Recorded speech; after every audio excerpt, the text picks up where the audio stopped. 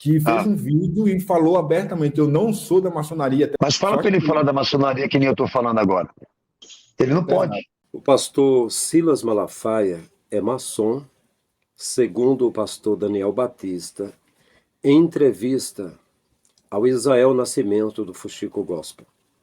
O pastor, na ocasião, fala que a mensagem pregada, o envolvimento político, o compromisso político que o pastor Silas tem nos ombros, demonstra o pacto que foi feito na linha dos pastores que são cobertos pela sociedade secreta. E ele fala também, cita Paulo Leivas Macalão e vários outros líderes das igrejas Batista, Assembleia, que desde o início foram fundadas e construídas por maçons, e que a maçonaria está nas lideranças dessas igrejas. Eu sou o pastor Frank Lima. Acompanhe esse vídeo. Diga nos comentários o que você acha. Tamo juntos. É isso. O senhor tem falado muito sobre a maçonaria, inclusive. E aí eu estudei, Sim. até fiz alguns artigos sobre isso.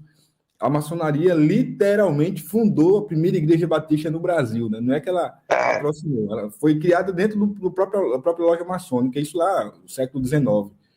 Só que naquela época era um pouco mais escancarada a coisa. De lá para cá você tem talvez milhares de pastores batistas que são maçons até assumidos, na Assembleia e outras igrejas também tem, mas eu queria entender do senhor que estuda isso a fundo, por que não há mais essa publicidade em torno dessa amizade que há do protestantismo? Porque eles tiveram que se esconder. Que nem a República foi fundada por eles. O fim da monarquia e o início da República é um fenômeno maçônico. Como o protestantismo é. Agora, só ingênuo acredita que os maçons abriram a República, criaram as leis, criaram as constituições e devolveram isso para o povo. Só ingênuo. Como também acreditar nisso, que as primeiras igrejas, todas elas eram templos maçônicos, e de lá para cá, a presbiteriana, a batista, a Assembleia de Deus, o Macanão, né? Que de lá para cá, toma, é de vocês, nós só ajudamos, vocês estão de brincadeira. Então, assim, para a gente poder entender esse funcionamento, esse mecanismo, que é o que você entrou aí, você tem que entrar no mérito da teologia que eles estão aplicando. Você vai entender que eles são maçons. Qual é a teologia que eles estão aplicando? Que tipo de teologia? Qual o conteúdo? Aí você vai chegar nessa conclusão, que todo esse conteúdo, ele é extraído da chave de ativação, que eu falei para vocês aqui, que é o protestantismo. Tá? Então, todos eles estão trazendo à igreja conceitos políticos, materialistas. Você vê que todos eles trabalham a mesma dinâmica de pensamento, de que você tem que ser alguma coisa nesse mundo, de que você tem que ter propriedade, de que você tem que avançar, de que você tem que ser uma pessoa bem-sucedida, realizada, intelectual, formada. Então, todos esses estímulos materialistas estão presentes na teologia atual. Por exemplo, uma pessoa hoje que ela não tem bens, que ela não tem propriedade, que ela não tem família, que ela não tem casamento, que ela não tem capacidade, ela não é uma pessoa. Ela não é abençoada. Esse é o conceito da teologia atual. Entendeu? Então, aonde Jesus pregou isso aí? Aonde está no evangelho dele? Que o que o homem possui, ou que ele herda, defina quem ele é perante Deus. Jamais. O que define um cristão para Jesus é aquilo que sai dele. Sim. É o que está dentro dele. Não aquilo que ele possui. A vida de um homem não consiste naquilo que ele tem no mundo, mas naquilo que ele é por dentro. Daí a gente começa a identificar ainda esse mecanismo por meio desses conteúdos, desses pensamentos. É o trabalho que a gente faz. Nenhum pastor vai assinar uma carta, ó, eu sou maçom. Entendeu? Por exemplo, Silas Malafaia. Eu sei que esse cara é maçom. Eu sei que ele é da ordem, por questão de poder e influência. Mas a teologia que ele passa, que ele introduz, dizendo o evangelho é cultura, o evangelho é esporte, o evangelho é política, porque a igreja está dentro do cosmos, porque a igreja é sociedade. ele só ativa pensamentos que estão lá na terceira fase. Ele só ativa, ele só introduz elementos calvinistas. Então, todos eles têm a mesma dinâmica e o mesmo conteúdo teológico. É assim que a gente vai, na verdade, identificando quem são os agentes, quem são os representantes.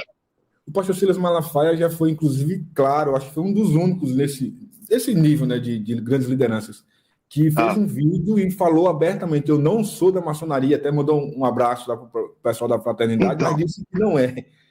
Mas fala para ele falar da maçonaria que nem eu estou falando agora. Ninguém fala, né? Ele não pode. Ele não pode falar, nesse caso. Não pode. Ele pode dizer que ele não é. Mas, em compensação, ele, como grande parte da Assembleia de Deus, como grande parte das outras denominações protestantes, está dentro do Pacto de Lausanne de 74, que une Vaticano, CMI e ONU. Todos eles fazem parte de confissões e instituições que estão dentro de um pacto que fez acelerar essa teologia que nós estamos falando aqui. A descentralização de Cristo, por ideias que são materialistas, por ideias que são religiosas. Pô. Então a gente tem que entender que nem a Marcha para Jesus a gente foi, né? Sim. E a Marcha para Jesus, ela é um movimento considerado pelo Estado como seu patrimônio, e patrimônio cultural, que quer dizer o seguinte, que a Marcha para Jesus, ela recebe recurso do Estado para poder representar um movimento cultural e interreligioso, que quer dizer que ela se prontifica a cumprir reivindicações políticas e estatais, como a marcha gay, que eles tanto criticam, como até essa marcha do Exu aí, que eles também foram contra, mas todas são financiadas pelo mesmo recurso e estimulam as mesmas pautas. Olha só para você ver. Mas eles escondem esse mecanismo dentro do tom moral, dentro dessa briguinha, dessa divisão de debate teológico, mas você sabe que está tudo alinhado porque eles estão cadastrados no mesmo fundo. O Malafaia esses dias mesmo se manifestou contra alguém lá no Estado que questionou a verba que o Estado dá para a Marcha para Jesus lá no Rio de Janeiro. Que eu não sei dizer o montante aí. Por que o Estado ia dar dinheiro para a minha igreja? Para mim pregar o Evangelho? Você sabe que não. Pastor, eu entrevistei aqui o Daniel Mastral também, e ele também tem essa linha de que a maçonaria, de que a nova ordem mundial, etc. e tal. Mas assim como durante a conversa com ele, eu vejo algumas coisas aqui na nossa conversa que ele não conseguiu provar muito do que ele falou, ou pelo menos não apresentou as provas. Foi um papo muito agradável, mas sem provas, só teorias. O senhor tem provas do que o senhor fala, por exemplo, quando o senhor fala, o Malafaia ela é maçom, a maçonaria... Com base na teologia dele, sim. Tem como provar? Com base na teologia dele, comprometimento teológico e institucional. Essas duas coisas eu afirmo que ele é maçom. Porque ele tem sociedades e ligações com instituições que estão extremamente comprometidas com tudo que eu te falei aqui. E a teologia que ele passa é a terceira fase do calvinismo, que serviu de emancipação institucional para a maçonaria. Se ele prega... Coincidência, não? No caso dele, é cumprimento de protocolo. Agora, eu não entendo essa questão de querer que ele venha dar uma carta assumindo essa posição dentro da maçonaria. Ele nunca vai dar, ninguém vai dar, Israel. Mas observe, o comportamento deles de atuação ministerial destaca a mesma teologia e está ligado às mesmas instituições do plano globalista. Não adianta, daí isso tem que ter aprofundamento histórico, trabalho científico, aí isso está dentro dos meus canais, aí quem entrar na Verdade 10 Minutos, que lá eu trato mais dessa agenda de 2030, vai entender melhor a mecânica dessa atuação, entendeu? Então, eu que já acompanho o que ele fala e o que ele prega, eu identifico nele a mesma teologia como também as mesmas instituições, é assim que a gente trabalha. Agora, eu não preciso que ele assuma que ele é maçom para saber que ele é maçom. Ele é da ordem e ponto final pela teologia que ele preserva e passa. Ponto. Uma figura que vai a público entendeu? Se entremeter nos assuntos políticos e querer exatamente fazer presidencialismo de coalizão. Você sabe o que é isso, né? Sim. Presidencialismo de coalizão. Ele costuma atuar O tempo todo. constantemente nesses interesses. Então, quer dizer, o que esse cara é? Cristão ele não é, pô. O que ele é, então? Então dê um nome para ele. Porque pastor e cristão ele não pode ser. Nessa linha de atuação teológica e institucional. Entende o que eu estou querendo dizer?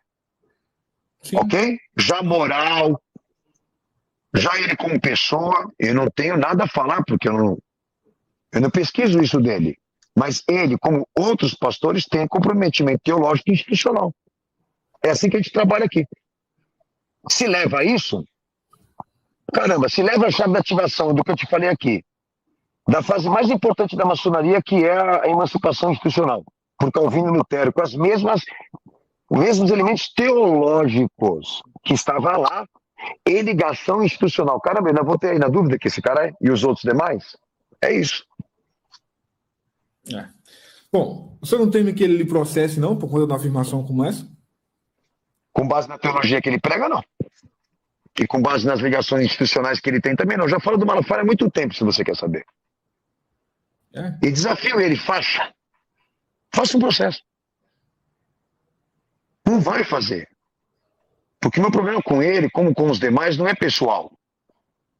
Eu não tenho problema pessoal nenhum com eles. O problema é que eles estão debaixo da mesma prerrogativa que eu.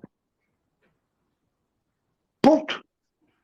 Então, o que eu estou falando dele, eu falo de todos. É a mesma teologia, é a mesma base institucional. E a gente trabalha esses apontamentos. Eu queria que ele e os demais me provassem que eles não estão no Pacto de Lausanne de 74. Se você gostou desse vídeo, inscreva-se no canal, ative o sininho das notificações, compartilhe com seus amigos, diga nos comentários o que você achou. Na descrição desse vídeo eu estou deixando meu zap para trocarmos uma ideia. É isso, grande abraço em todos, até o próximo vídeo.